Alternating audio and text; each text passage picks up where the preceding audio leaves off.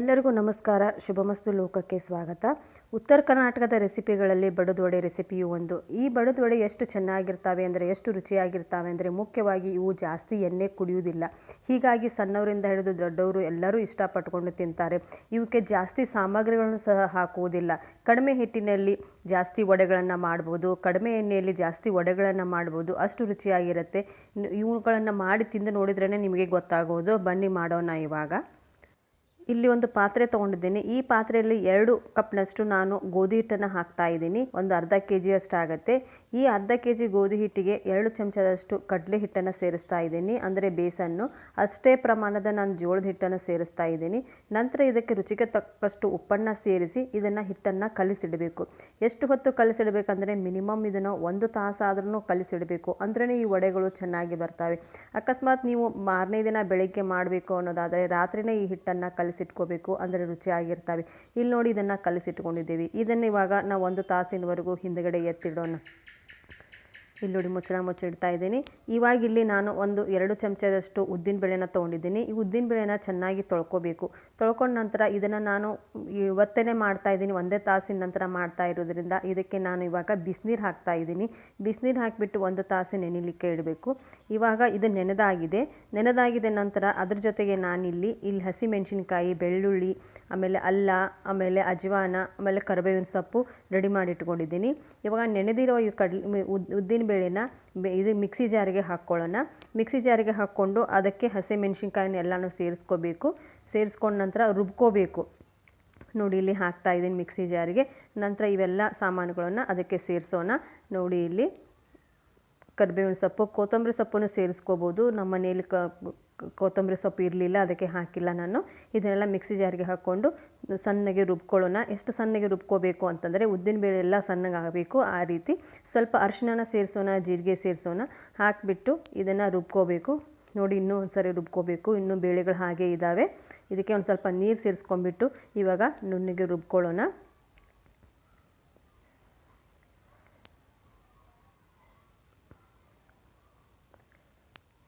ನೋಡಿ, ಇವಾಗ ರುಬ್ಕೊಂಡಾಗಿದೆ. ಇದನ್ನು ಈಗಾಗಲೇ ಕಲಸಿಟ್ಟಿರೋ ಗೋಧಿ ಹಿಟ್ಟು, ಕಡಲೆ ಹಿಟ್ಟು ಮತ್ತು ಜೋಳದ ಹಿಟ್ಟು ಸೇರಿಸಿರೋದಕ್ಕೆ ಸೇರಿಸಬೇಕು.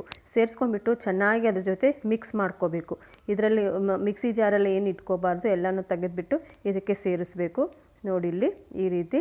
ನಂತರ ಇದನ್ನು ಮಿಕ್ಸ್ ಮಾಡ್ಕೋಬೇಕು. ಇದಕ್ಕೆ ಇವಾಗ ಅಡುಗೆ ಸೋಡಾ ಸೇರಿಸೋಣ. ಅಡುಗೆ ಸೋಡಾ ಇದಕ್ಕೆ ಬೇಕೇ ಬೇಕು. ನಂತರ ನಿಮಗೆ ಉಪ್ಪು ಕಡಿಮೆ ಆಗಿದ್ದರೆ ಉಪ್ಪನ್ನು ಸೇರಿಸ್ಕೋಬೋದು. ಇದನ್ನು ಮಿಕ್ಸ್ ಮಾಡ್ಕೋಬೇಕು.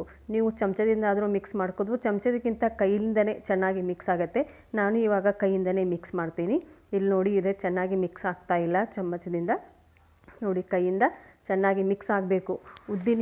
ರುಬ್ಕೊಂಡಿರೋಂಥ ಉದ್ದಿನ ಹಿಟ್ಟು ಆ ಹಿಟ್ಟಿನಲ್ಲಿ ಮಿಕ್ಸ್ ಆಗಬೇಕು. ನೋಡಿ, ಈ ರೀತಿ ಮಿಕ್ಸ್ ಮಾಡ್ಕೋತಾನೆ ಇರಬೇಕು. ನೋಡಿ, ಇವಾಗ ಮಿಕ್ಸ್ ಆಗ್ತಾ ಇದೆ. ಈ ರೀತಿ ಉಡ್ಕೋಬೇಕು. ಇದಕ್ಕೆ ಉಡಿದು ಅಂತ ಹೇಳ್ತಾರೆ. ಉಡಿದ್ರೇ ವಡೆಗಳು ಚೆನ್ನಾಗಿ ಬರುತ್ತೆ. ನೋಡಿ, ಈ ರೀತಿ ಉಡ್ಕೋಬೇಕು. ಇವಾಗ ಚೆನ್ನಾಗಿ ಮಿಕ್ಸ್ ಆಗ್ತಾ ಇದೆ. ಇವಾಗ ಎಲ್ಲ ಮಿಕ್ಸ್ ಮಾಡಿರೋದನ್ನು ಇದನ್ನು ಒಂದು 10 ನಿಮಿಷ ಆದ್ರೂ ಹಾಗೆ ಇಡಬೇಕು. 10 ನಿಮಿಷಗಳ ನಂತರನೇ ಇದನ್ನು ವಡೆಗಳು ಮಾಡಲಿಕ್ಕೆ ಹದ ಬರುತ್ತೆ. ನೋಡಿ, ಮುಚ್ಚಿಡೋಣ. ಇವಾಗ 10 ನಿಮಿಷ ಆಗಿದೆ. ನೋಡಿ, ಒಂದು ಸ್ವಲ್ಪ ಉಬ್ಕೊಂಡಾಗಿದೆ. ನೋಡಿ, ಯಾವ ರೀತಿ ಕಾಣ್ತಾ ಇದೆ ಹಿಟ್ಟು. ಇದನ್ನು ಇವಾಗ ಅಂಗೈಯಲ್ಲಿ ತಟ್ಕೋಬೇಕು. ಅಂಗೈಯಲ್ಲಿ ತಟ್ಟೋದಕ್ಕೇ ಇದಕ್ಕೆ ಬಡದ ವಡೆ ಅಂತ ಕರೀತಾರೆ. ಅಂಗೈಗೆ ಒಂದು ಸ್ವಲ್ಪ ನೀರು ಹಚ್ಕೋಬೇಕು ಮತ್ತು 3 ಬೆರಳಿಗೆ ನೀರನ್ನು ಹಚ್ಕೊಂಡ್ಬಿಟ್ಟು ಸಣ್ಣ ಸಣ್ಣ ಉಂಡೆಗಳನ್ನು ಮಾಡಿ ಕೈಯಲ್ಲಿ ತಟ್ಟಬೇಕು.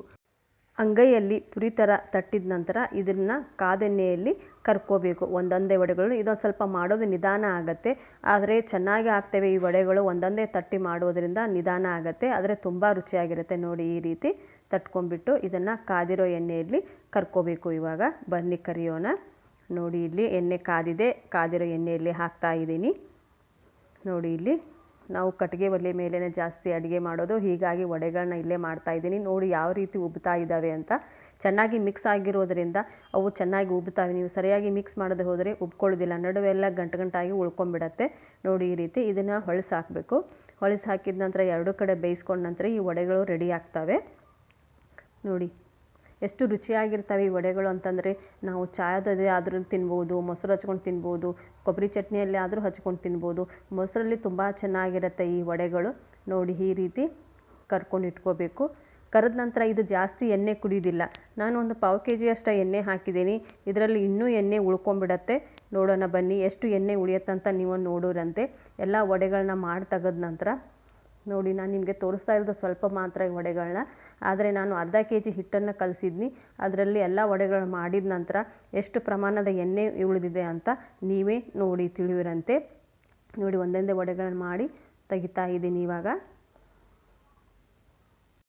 ನಿಮ್ಮ ಕಡೆಯೂ ಇದೇ ರೀತಿ ವಡೆಗಳನ್ನು ಮಾಡ್ತಾ ಇದ್ದೀರಿ ಕಮೆಂಟ್ಸ್ ಮುಖಾಂತರ ತಿಳಿಸಿ. ಯಾಕಂದರೆ ಇದನ್ನು ಎಣ್ಣೆ ಕಡಿಮೆ ಮಾಡೋದರಿಂದ ನಿಮ್ಮ ಕಡೆ ಯಾವ ರೀತಿ ಮಾಡ್ತಾರೆ, ಕೆಲವೊಂದು ಕಡೆ ಒಂದೊಂದು ಥರ ಮಾಡ್ತಾ ಇರ್ತಾರೆ. ನಾವು ಇದಕ್ಕೆ ಬಡದೊಡಿನೆ ಅಂತ ಅನ್ನೋದು. ನೋಡಿ, ಈ ರೀತಿ ಇವುಗಳು ಎಷ್ಟು ರುಚಿಯಾಗಿರುತ್ತವೆ ಅಂದರೆ ಈ ವಡೆಗಳು ಬಾಯಲ್ಲಿಟ್ಟರೆ ಇನ್ನೂ ತಿನ್ನಬೇಕು ಅಂತ ಅನಿಸುತ್ತೆ, ಅಷ್ಟು ರುಚಿಯಾಗಿರುತ್ತೆ. ನೋಡಿ, ನಿಮಗೆ ಒಡೆದು ತೋರಿಸ್ತೀನಿ. ಒಳಗಡೆ ಒಟ್ಟು ಹಿಟ್ಟು ಉಳ್ಕೊಂಡಿರಂಗಿಲ್ಲ, ಆ ರೀತಿ ಆಗಿರ್ತವೆ. ನೋಡಿ ಎಷ್ಟೊಂದು ಅರಳ್ಕೊಂಡಿದ್ದೇವೆ ಒಳಗಡೆ, ಅಷ್ಟು ರುಚಿಯಾಗಿರ್ತವೆ. ಇದನ್ನು ಮೊಸರಲ್ಲಿ ಎದ್ಕೊಂಡು ತಿಂದುಬಿಟ್ರಂತೂ ತುಂಬ ಚೆನ್ನಾಗಿರುತ್ತೆ ಈ ವಡೆಗಳು. ಎಣ್ಣೆಗಳು ಜಾಸ್ತಿ ಕುಡಿಯೋದ್ರಿಂದ ಇದು ದೊಡ್ಡವ್ರಿಗೂ ತುಂಬ ಇಷ್ಟ ಆಗುತ್ತೆ.